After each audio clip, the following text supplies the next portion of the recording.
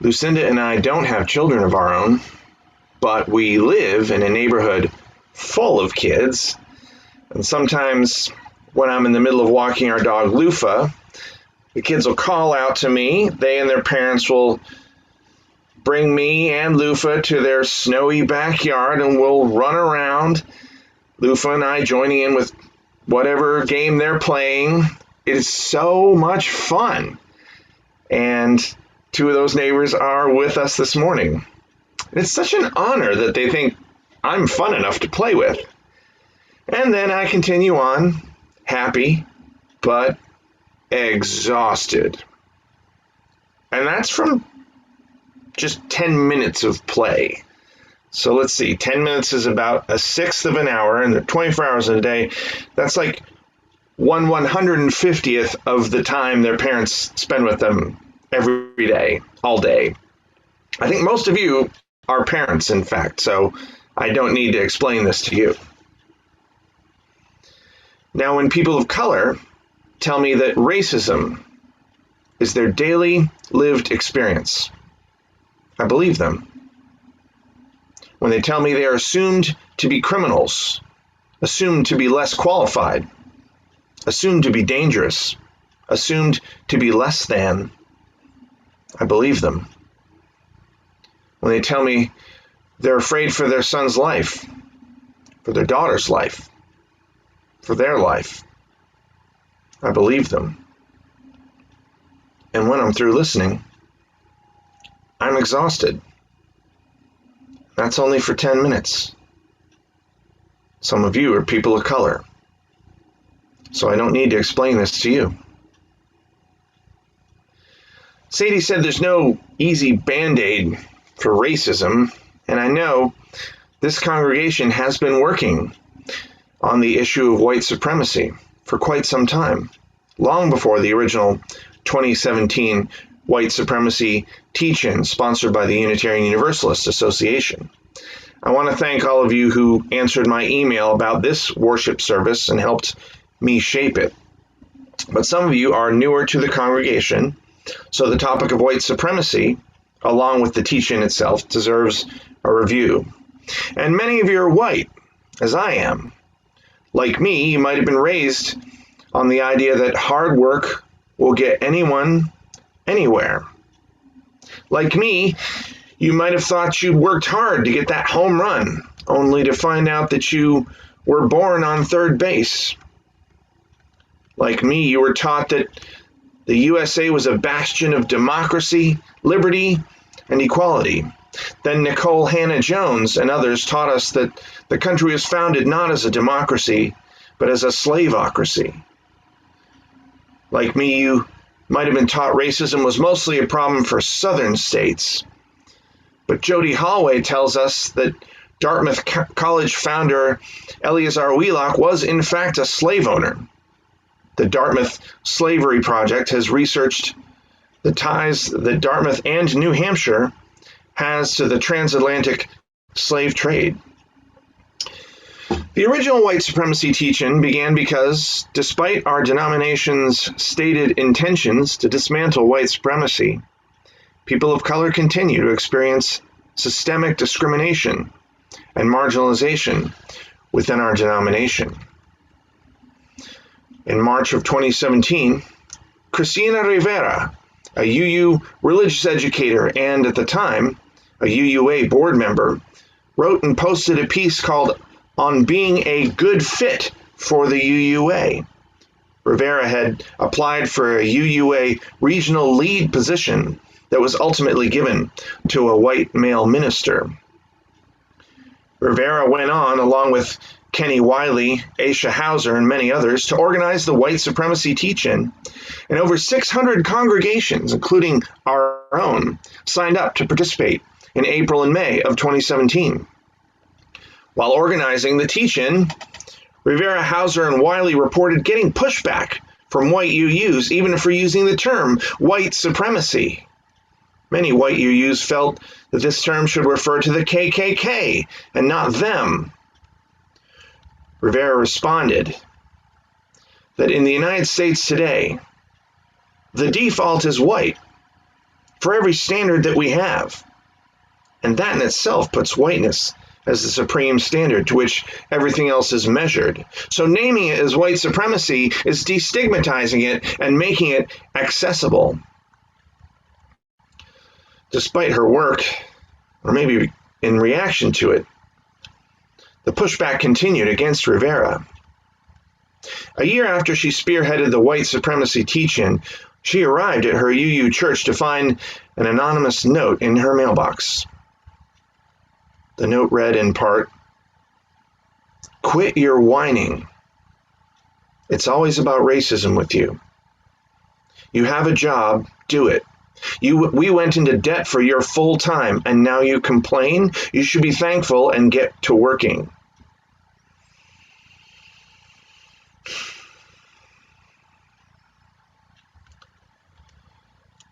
On her website, Rivera later wrote the following: "In chat rooms, message boards, via text and direct messages, we are hearing about colleagues of color who are facing a backlash to naming white supremacy in Unitarian Universalism. And yes, in this particular case, it was one individual who perpetrated this attack, but let me be absolutely clear," Rivera said, "our denomination, our congregations, and individual Unitarian Universalists are responsible for these types of racist attacks. Because it is a denominational and congregational culture of white supremacy that made this person feel it was entirely appropriate to post these thoughts, to have these thoughts, had them affirmed, and then acted out on them. Unitarian Universalists," she says, "as it now exists, is complicit in creating an atmosphere in which those thoughts and feelings thrive and then are born into action." Rivera encouraged her congregation not to focus, discuss, or perseverate, or try to form an opinion to the merits and demerits of each specific incident, but rather look at how together they would contribute to a culture of complicity. Now here in Nashua, do we contribute to a culture of white supremacy? Do I? Rivera subsequently trained her congregation on the topic of white supremacy culture using a handout from Kenneth Jones and Tama Oken. The characteristics of white supremacy are listed alongside their antidotes. They include perfectionism, a sense of urgency, and a right to comfort. Perfectionism? Sure, I've done that. The handout says making a mistake is confused with being a mistake, doing wrong with being wrong. I make plenty of mistakes here at this internship, have made some today. In fact, I wrote a message meant to be to Frank, and I posted it to all of you. Sometimes I get confused that maybe that means I'm not qualified to be a minister. And I know I'm not the only one who struggles with this. The antidote to this perfectionism is to develop a learning organization where it is expected that everyone will make mistakes, and those mistakes offer opportunities for learning. Fortunately for me, and for all of us, Reverend Allison and the other leaders of this congregation have modeled that kind of environment, and I have learned from them. Sense of urgency? Done that too. The handout says it frequently results in sacrificing potential allies for quick or highly visible results. The antidote to this is to understand that things take longer than anyone expects. The right to comfort is the belief that those in power have a right to emotional and psychological comfort. It equates individual acts of unfairness against white people with systemic racism, which targets people of color daily. Author Robin DiAngelo calls this white fragility. And the reading by C.B. Beale spoke to whataboutism. when people with privilege distract any discussion of oppression by pointing to their own feelings and their individual examples of being hurt. The antidote for this one is to understand that discomfort is at the root of all growth and learning. To welcome it as much as you can. For those of you that want to learn more, Eric will now put the link to the handout in the text chat. And again, this conversation has been very active in challenging white supremacy and racism, but it seems to me that we get more active when racism is in the news. Some of us are all in for racial justice for a few days. But white supremacy doesn't take vacations. Just a couple of weeks ago, Christina Rivera went to obtain her COVID vaccination. She received multiple confirmations of her appointment, arrived, and was told she wasn't supposed to be there. She took the time, showed them her confirmation emails, calmly explained her right to be there and the repeated communications she had received from this healthcare facility. They called security and had her thrown out. Rivera writes, a white woman in that same situation would have been seen as the hero, sticking up for herself, asking to see the manager all the way up to the head of the hospital. She certainly wouldn't have had security called to escort her from the building. But here's the part that changes lives. She would have been given the vaccine. I don't want Christina Rivera to be alone in facing this. Like exhausted parents who shouldn't have to be the sole caregivers in raising children, it takes a village to end white supremacy, and all of us here are part of that village. Our covenant of right relationship says that our church is a unique community where we aspire to personal and spiritual growth and to learning new ways of being in relation to one another. Longtime members of this church will recognize the beginning of our covenant. We said it to each other in person, back when we could be in person, many times, and Erica has put the rest of it in our text chat. Would you please say it out loud with me as I say it here?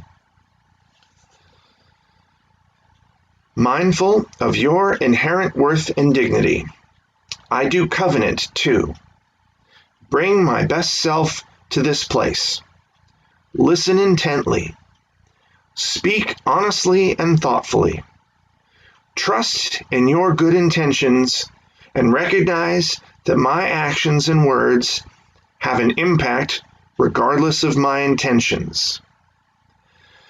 And when I fall out of covenant, I will ask for help and be open to loving guidance to restore my relationship with you. Thank you for saying that with me. White Unitarian Universalists have fallen out of covenant. Leaders of color like Christina Rivera have let us know that over and over. So white UUs have a choice. We can leave, saying it's exhausting to work to undo white supremacy, which it is. But people of color don't have that choice to leave. We can deflect and say all the whatabouts that C.B. Beale referred to in the reading. We can focus on our own right to comfort, pointing out times we have been hurt ourselves, or we can do what we've pledged to do. Ask for help and be open to loving guidance to restore our covenantal relationship.